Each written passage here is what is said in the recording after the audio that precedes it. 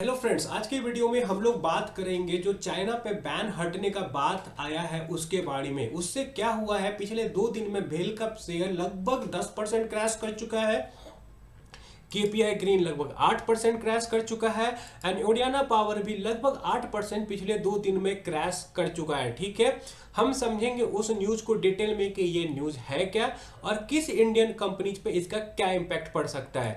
ठीक है, तो स्टार्ट करते हैं। तो सबसे पहले आप ये समझिए, इंडियन फाइनेंस मिनिस्ट्री ने एक प्रोपोजल दिया है पीएमओ ऑफिस में, जिसके अनुसार चाइनीज कंपनी पे वो बैन हटाने का बात कर रही है ताकि वो इंडियन गवर्नमेंट के प्रोजेक्ट में बिड कर सके। ठीक है, ये आज के टाइम पे लॉ नहीं है। ठीक, ये बात आप समझ लीजिए, ये सिर्फ प्रोपोजल है जो पीएमओ ऑफिस में बैठा हुआ है। ऐसा नहीं है कि उस पर अप्रूवल लग चुका है, ये बस एक प्रोपोजल है। ठीक है, अब मैं आपको एक बात और बताता हूं, इसका ट्रिगर क्या है, ये ऐसा हुआ क्यों।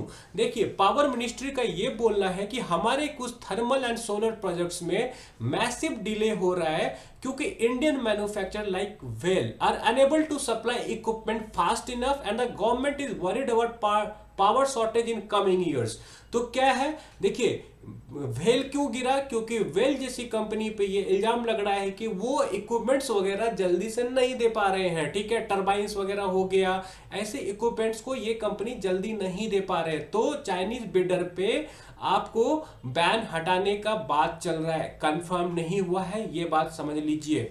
ठीक है, और मैं ऑलरेडी आपसे बात कर चुका हूं कि कैसे वेल में कल क्रैश आया है, एलएनटी एंड एबीबी भी फॉल किया है। उसके अलावा जेएम फाइनेंशियल का क्या बोलना है कि ऐसा नहीं है कि पूरी तरह से सरकार बिडिंग हटा देगी। सरकार यहां पे ये करेगी जो पार्टिकुलर इक्विपमेंट की वजह से डिले हो रहा है, उन इक्विपमेंट से बैन हटा देगी। उस इक्विपमेंट से इक्विपमेंट का इंपोर्ट इंडिया चाइना से कर सकेगा, ऐसा सरकार व्यवस्था कर देगी। ठीक है, तो चूंकि हम लोग डिटेल में केपीआई ग्रीन, ओडियाना पावर, वाडी एनर्जी और प्रीमियर एनर्जी जैसे कंपनी को ट्रैक करते हैं, तो हम लोग समझेंगे इन पार्टिकुलर कंपनी पे इस न्यूज का क्या इंपैक्ट हो सकता है। देखिए, अगर ऐसा इंप्लीमेंट हो जाए तो देखिए, मुझे लगता है कि इतना आसान नहीं है इंप्लीमेंट होना। और अगर आप डरे हुए हो कि वाडी एनर्जी और प्रीमियर एनर्जी जैसी कंपनी का क्या होगा, देखिए, ये सब कंपनी आज के टाइम पे एएलएमएम प्रोटेक्टेड है, एएलएम लिस्ट में है। जब तक कोई चाइनीज कंपनी इस लिस्ट में नहीं आती है तब तक वारी प्रीमियर जैसी कंपनी को खतरा नहीं है, ये बात आपको समझना पड़ेगा।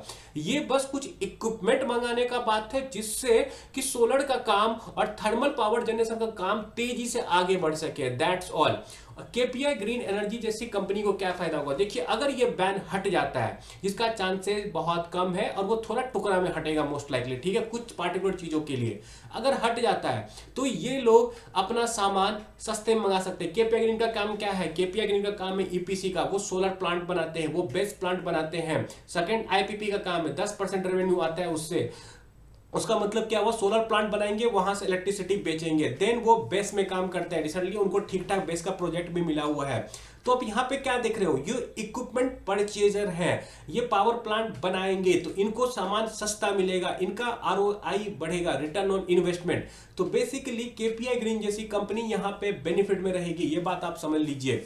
ओरियाना पावर भी सेम टाइप की कंपनी है और इनका तो और कमर्शियल एंड इंडस्ट्रियल प्रोजेक्ट है, तो इनको और फायदा होने वाला है इस चीज से।